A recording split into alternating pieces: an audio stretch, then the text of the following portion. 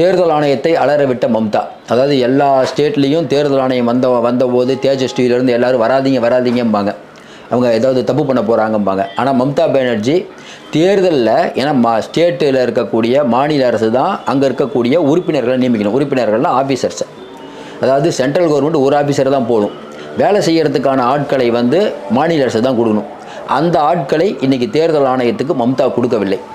தேர்தல் ஆணையம் லெட்ரு போடுது, இணை துணை ஆணையர்களெல்லாம் போடுங்கன்ட்டு. இது மட்டும் இல்லாமல் ஒவ்வொரு மாவட்டத்திலையும் உங்களுக்கு தெரியும், தாசில்தாருக்கு அடுத்த ரேங்கில் இருக்கவர் தேர்தல் அதிகாரியாக இருப்பார். அவர்களும் சரியாக வேலை செய்வதில்லை.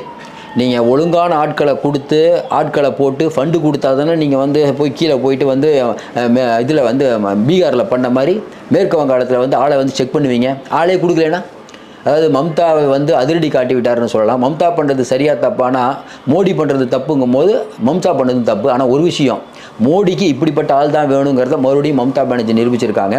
இன்றைக்கி தேர்தல் ஆணையம் கெஞ்சி கொண்டு இருக்கிறது. எது வரைக்கும் கெஞ்சோம்? மோடி அவரே தானே ஆளை போடுவார். ஆனால் ஏற்கனவே வரலாறு இருக்குது. இதே மாதிரி தான் டிஜிபியை கைது பண்ண சென்ட்ரல் ஃபோர்ஸை இறக்குனார் மோடி. இந்த அம்மா போய் உட்காந்துக்கிட்டு அவங்கள சுற்று போட்டுருச்சு. அதனால் இந்த சண்டை முடிந்த பாடில்லை.